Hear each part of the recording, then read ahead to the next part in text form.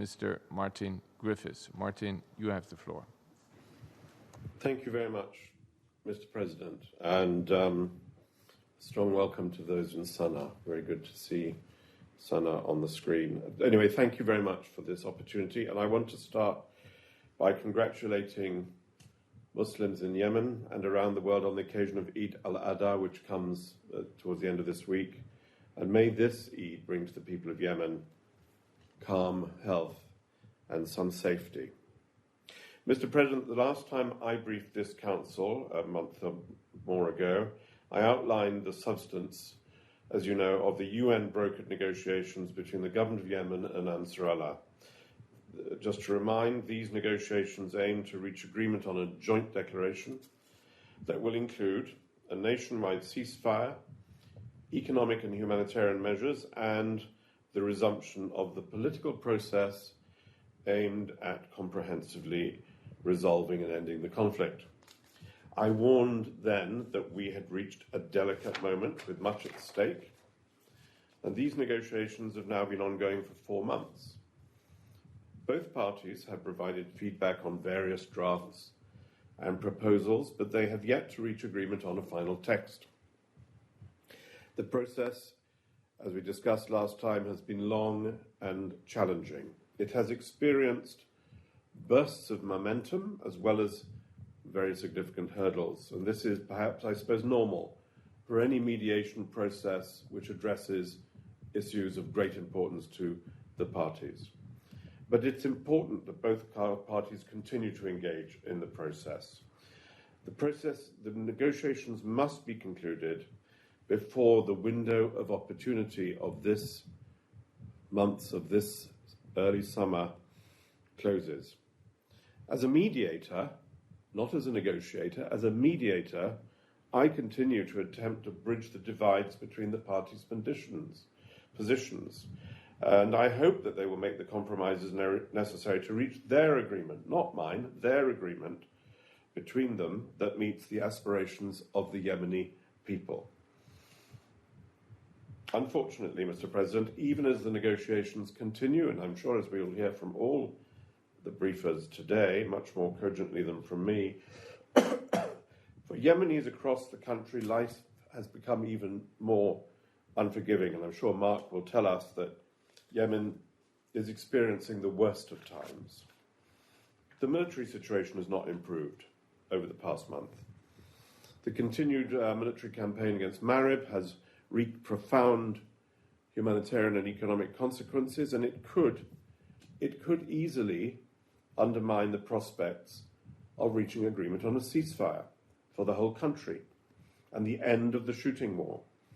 The strategic importance of Marib should not be underestimated, and this is why we have frequently made reference to it.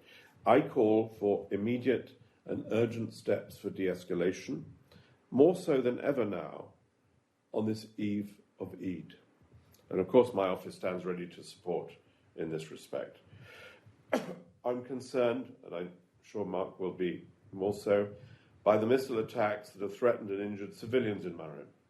I've been dismayed by civilian fatalities, including many children, caused by aerial attacks in Al-Jawf and Hajjah. And like Mark, we condemn all attacks against civilians and civilian objects.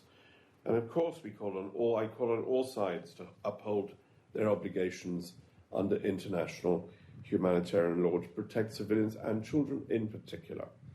In Hodeidah, the level of violence has not relented, and there has been an increase in the number of ceasefire violations. The Redeployment Coordination Committee and the joint mechanisms to implement the Hodeidah Agreement are still not functioning, and I'm sure we'll hear later from my colleague General Guha.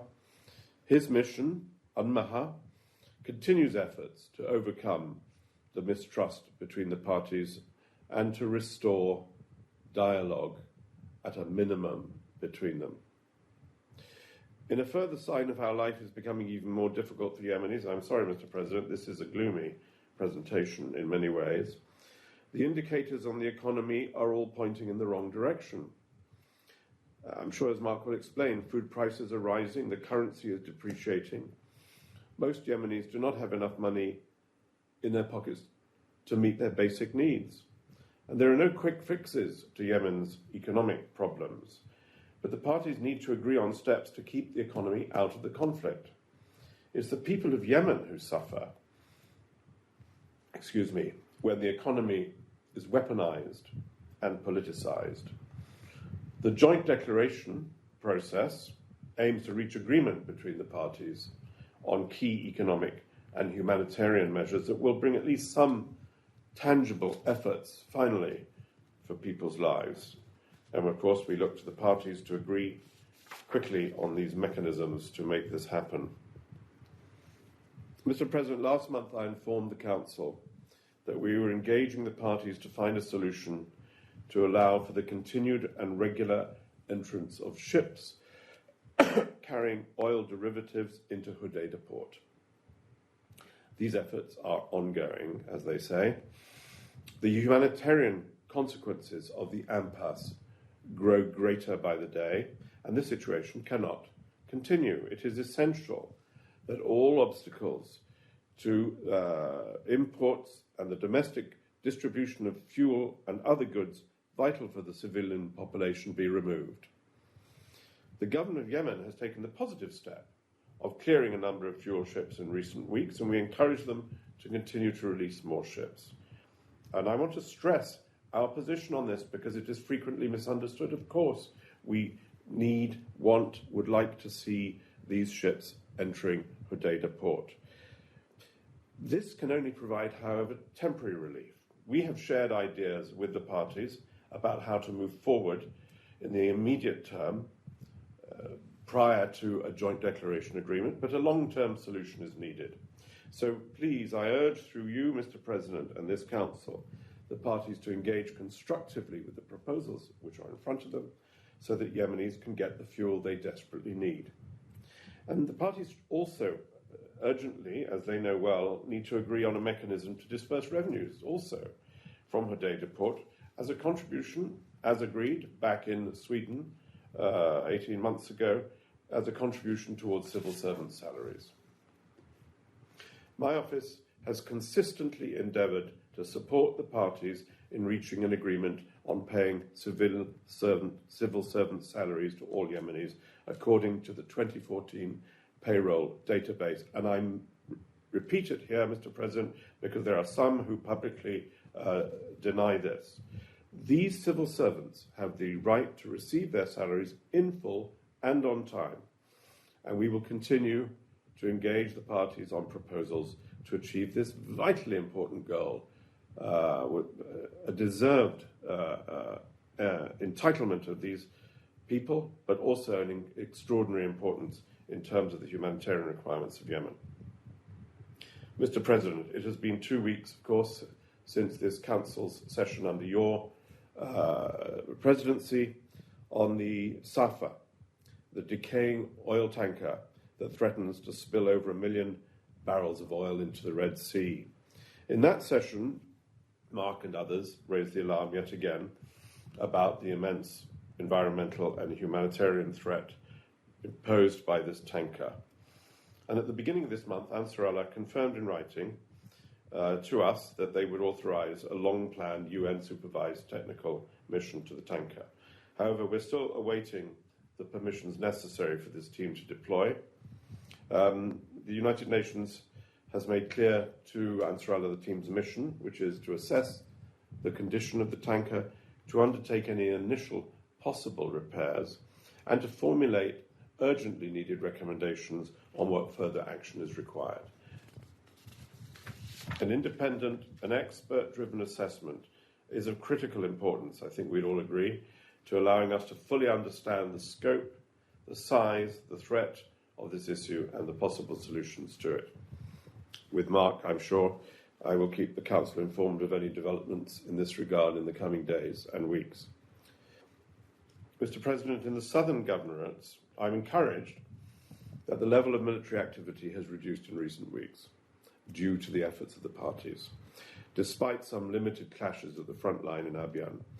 Tensions over state institutions persist in Aden and other areas, which are particularly troubling, of course, in the humanitarian context that Mark will describe.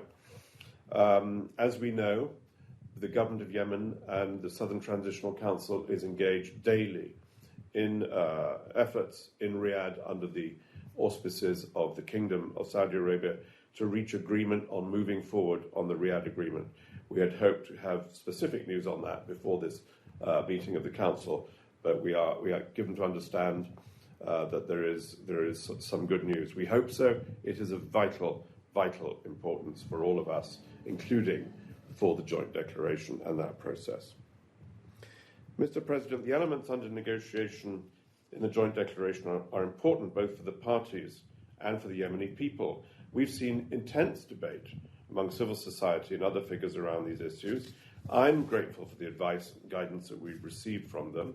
My office is fully committed to an inclusive mediation process, as is required, as you know very well, by Council Resolution 2216, and I'll continue to engage with civil society actors, including through digital means. Gender inclusion is a high priority, and I know it is of yours, Mr. President.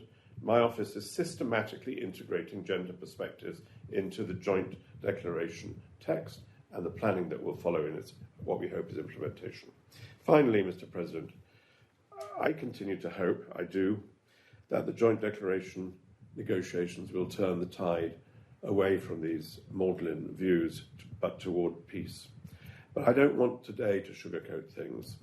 There is a real risk that these negotiations will slip away and that Yemen will enter a new phase of prolonged escalation of the uncontrolled spread of COVID-19 and of severe and threatening economic decline.